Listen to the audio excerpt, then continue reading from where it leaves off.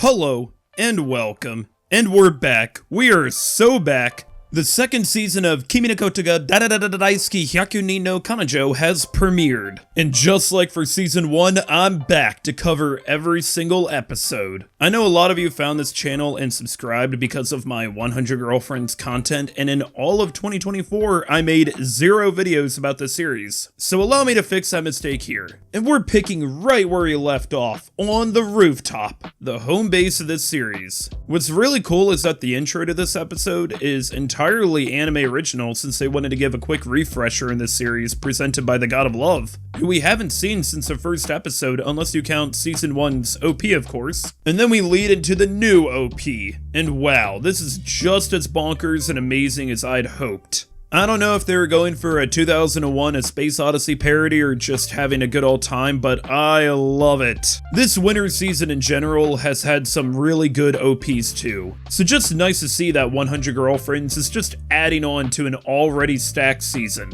Now, the first half of this episode is clearly a parody of Your Name, and in my last 100 Girlfriends video I mentioned that season 1 didn't end at the point I originally thought it would, because I thought that season 1 would end with this chapter. Yes, it's a chapter in the manga, and it's originally named as something else. But it does work even better as a way to begin season 2, as it breaks a fourth wall right off the bat, and yes, it's like that in the manga too. However, here, it's been recontextualized, so instead of manga volumes, it's how long it's been since episode 12 aired, and I love how Hahuri explains that it's only been 2 episodes since they've started dating. Poor Hahuri. In the manga, it was 5 full chapters, and they didn't have to wait an entire year. But it does take a while to make anime, so I'm not complaining. And once again, I'd like to shout out everyone at Byberry Animation Studios, as this episode is animated really well. It looks like they paid extra close attention to detail for Hakuri and Hahuri's scenes. Or at least their bodies, which of course means I can't show them on YouTube since I don't want another one of these videos age restricted. So the girlfriends switch bodies because they're worried that Rentaro will get tired of how they normally are. But come on, this is Rentaro. He'll love everything about them and then some, and that's just getting started.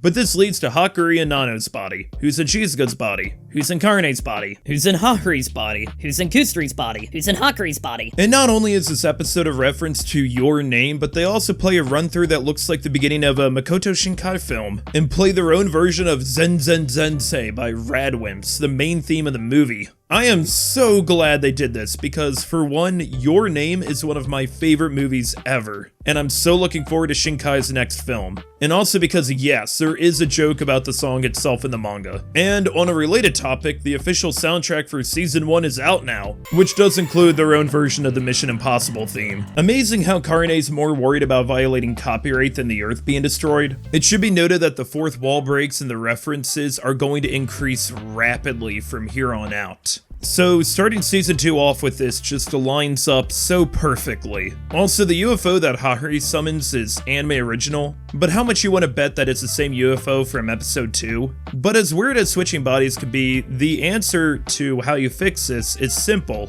Just kiss your lover and then your soul will be sucked out of your body like it's a Dementor's kiss. But they'll find their way back, no worries. And then we lead directly into introducing the 7th girlfriend, as Rentaro zings with Kurumi. Also, did Kurumi cut in line here? Anyways, how many of you expected that we'd get a girlfriend whose main character trait is that she's hungry? But she's also the second tsundere in the series, after Karne of course. I do like how Rentaro goes out of his way to find her and give Kurumi half the egg on toast, since in the manga it just shows him giving it to her right then and there. Here though, he's going out of his way to find her and help her out. One thing I like about Kurumi a lot is her design, and that she actually has a reason why she wears a hoodie and headphones. I mean, she doesn't need a reason. Like, my normal outfit when I'm outside for half of the year is just wearing a hoodie and sometimes shorts too, and I often wear headphones with it as well. I guess I relate to Kurumi the most in a fashion sense, but it's to limit her peripheral vision and to block out anything auditory, so she isn't reminded of food. Anything could set off her stomach, and she's got such a high metabolism that she's almost always hungry. She's a growing girl, you know? I've always wondered what kind of music she listens to. My guess is probably classical, since it could be really soothing and doesn't usually have any lyrics. Though I highly doubt she listens to Beethoven. And the next day, she's hungry for another particular meal, a menchikatsu sandwich, and damn, they look real good. Of course, nobody has any because being Kurumi is suffering, which paves the way for Rentaro to cook up one himself. No big deal, it only cost a few second-degree burns. Worth it though, as he finally gets through to Kurumi's heart, through her stomach. Kurumi is similar to Shizuka in that she doesn't think too highly of herself. The reason why she's at tsundere is because she gets real irritable real quick when she's hungry, and that causes her to lash out at others. But when she's chowing down, she shows her true colors and Rentaro falls for her. We've also got the first instance of a girlfriend not wanting to be a part of the family. Well, I guess Hahari counts, but that was before she singed with Rentaro, and is in her own special case really. But I love how Nano just straight up says that there's no point in trying to befriend them. Ice cold for her kudere, but she still loves the others. And we lead into the next episode as her family of lovebirds prepare for the food festival, with Hahari offering to chaperone Kurumi if she calls her mommy. I wonder if this will be a recurring thing. And there we have it, the first episode of the 100 Girlfriends Who Really Love You Season 2. And we've got a new character, Kurumi Haruga, who is voiced by Amane Shindo,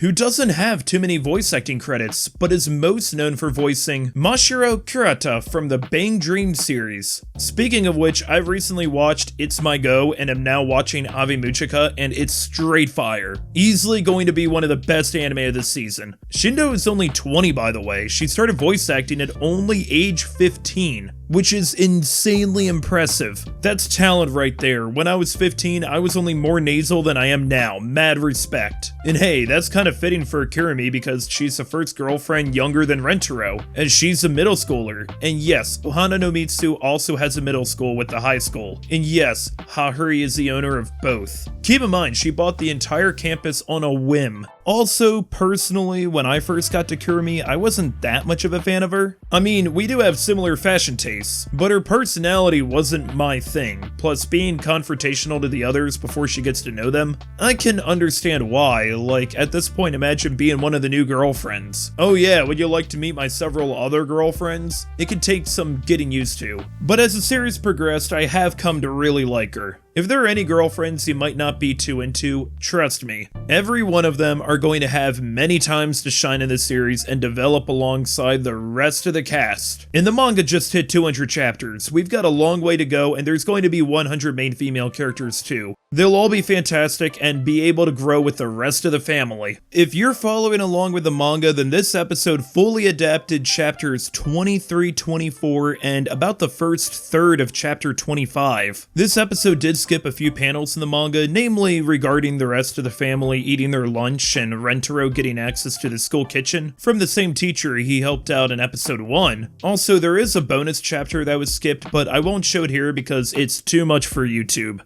But I'm not complaining, as this was such a great episode. There's some new scenes here and it's animated exceptionally well. There is a pre-screening of the first 2 episodes of season 2 a few months ago, and the fan reaction was extremely positive, and I'm so excited for the rest of the season. What a great start to season 2. I've got many more 100 Girlfriends videos coming for the future, and non-100 Girlfriends content too, so be sure to subscribe so you don't miss out on them. I've been working on the best anime of 2024 video as well, so go ahead and make your predictions what you think will be on the list. Thanks for watching, and I'll see you in the next one.